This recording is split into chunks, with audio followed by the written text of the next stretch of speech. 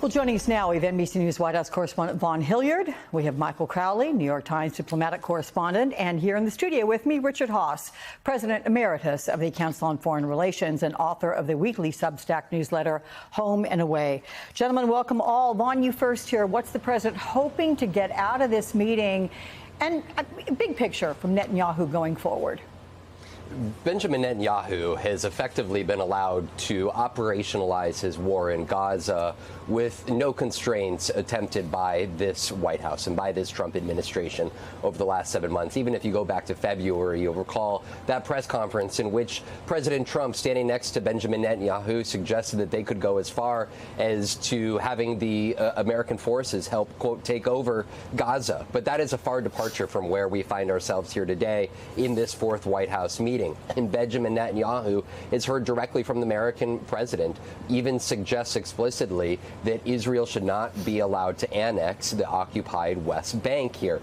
This is a moment in which Netanyahu, as he did Friday while speaking at the UN General Assembly, suggested that Western nations have buckled in his terms and that Israel will not let up and that it will not ultimately back off its war that it has continued to wage until all hostages are returned. He has also suggested that it was disgraceful, suggestions that there should be a Palestinian state. And that is where, though, Israel finds itself increasingly isolated.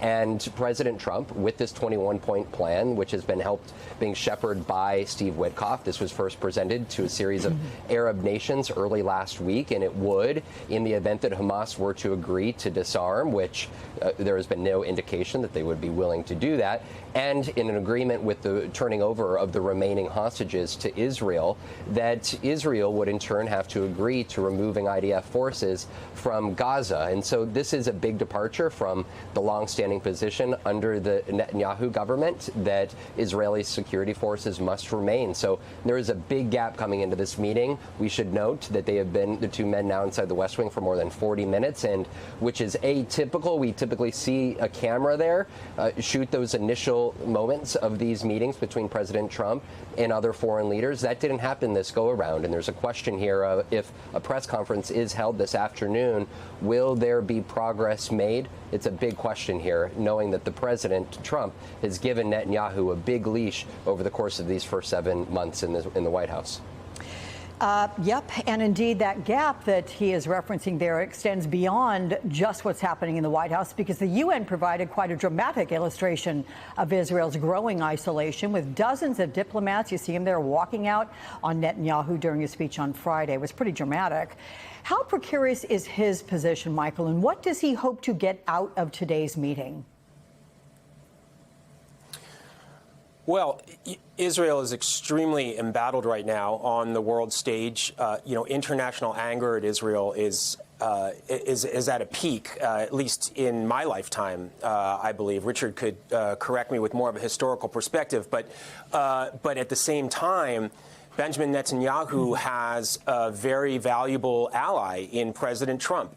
Having an American president who has given him the enormous leeway that Trump has is hugely useful to him, and I think allows him to have this degree of defiance toward the international community, which is outraged that Israel is destroying so much of Gaza and has committed so many civilian casualties there.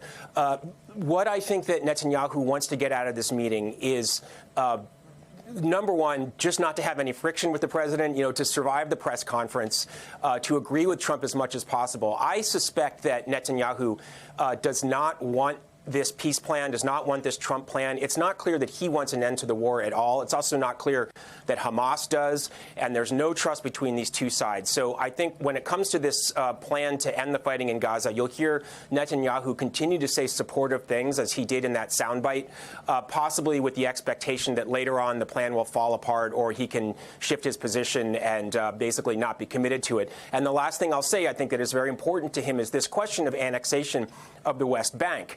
and to avoid any explicit disagreement with the president. I think that Netanyahu is probably trying to convince President Trump that there's some way Israel can proceed to do this, possibly partial annexation, not a complete annexation, doing it in a kind of quieter, less dramatic way.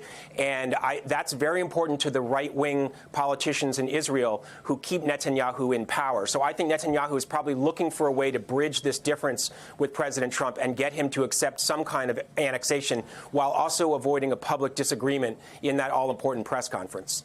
You know, Michael, I have Richard here in studio, and I was watching him nod in agreement to much of what you were saying. So expand on why you were nodding. I mean, does he put a good summary of that? Do you expect much to come from this meeting?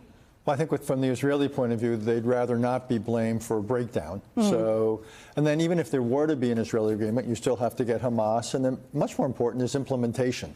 You actually read the 21-point plan, which I have. You know, Swiss cheese is what comes to mind. It is very vague when it comes to the particulars about security arrangements, about timing, lots of use of the word gradually. Yeah. Extremely vague on the idea of where this is going to lead or not lead politically in terms of satisfying Palestinian aspirations. If it's vague, doesn't that make it likelier to be implemented by Netanyahu because it's not specific? Well, it means it might be more likely to be agreed to rather than, than implemented. But it still would require him to sign on in principle to certain things like ending the war and so forth, and that might be too much for his coalition partners. So again, I think he's.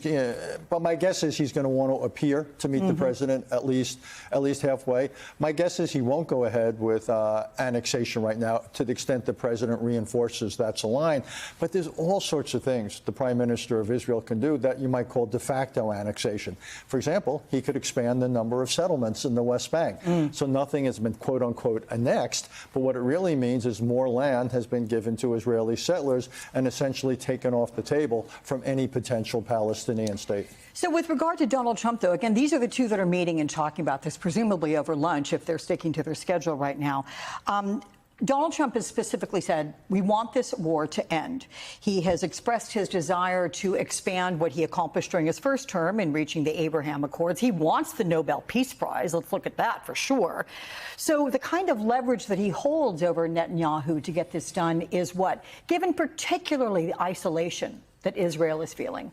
Bibi Netanyahu is not the most popular man in Israel. Donald Trump is. So Trump has a lot of standing in Israel, particularly after the United States got involved in the attacks on the 3 Iranian nuclear facilities. The United States is still very important to Israel on the security side. Plus, you just mentioned the UN. Well, what would happen if there were resolutions introduced into the UN Security Council and President Trump said to Bibi Netanyahu, hey, you can't count on us to veto these resolutions? That would be an enormous piece of leverage. So the real question is, will President Trump signal to Bibi Netanyahu there will be consequences if you do certain things or don't do other things? Because at risk, by the way, you mentioned the Abraham Accords, which were a significant achievement of Donald Trump's first term. They're at risk here.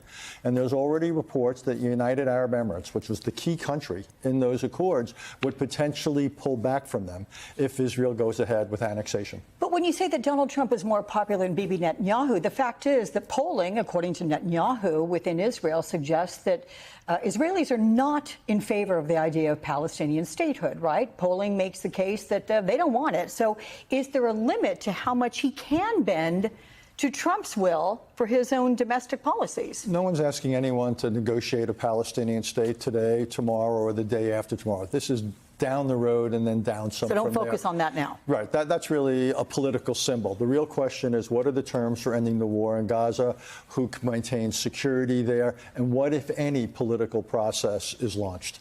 So, Michael, look, we are seeing leaders across Europe and the Arab world. They are aligning behind some of the key concepts of this 21-point peace plan, among them being the immediate ceasefire and the return of all the hostages. But beyond that, what does a reasonable day after plan look like? What is realistically possible? Well, realistically is the key word here, because any of these plans is going to face enormous obstacles, obviously. You're talking about a devastated territory with a traumatized population likely with remnants, very likely with remnants of radical fighters. Whatever Hamas may agree to as an organization, you're going to have very angry, very radicalized people in Gaza who are going to be looking for revenge and to wreak havoc, and who are going to reject any surrender of Hamas power. But the idea, which the Biden administration began working on, a couple years ago or a year plus ago, is that you would have some kind of multinational Arab Muslim force come in. You would have a transitional government with security forces, and gradually turn over control of Gaza to the Palestinian Authority, which now runs the West Bank and cooperates and basically coexists uneasily with Israel. And then you begin the reconstruction. But it's an enormous task, and there are a lot of conservative leaders in Israel who aren't really interested in that. I think they feel like, forget it. After October 7th, we're never letting Gaza have autonomy, Palestinians have autonomy in Gaza again.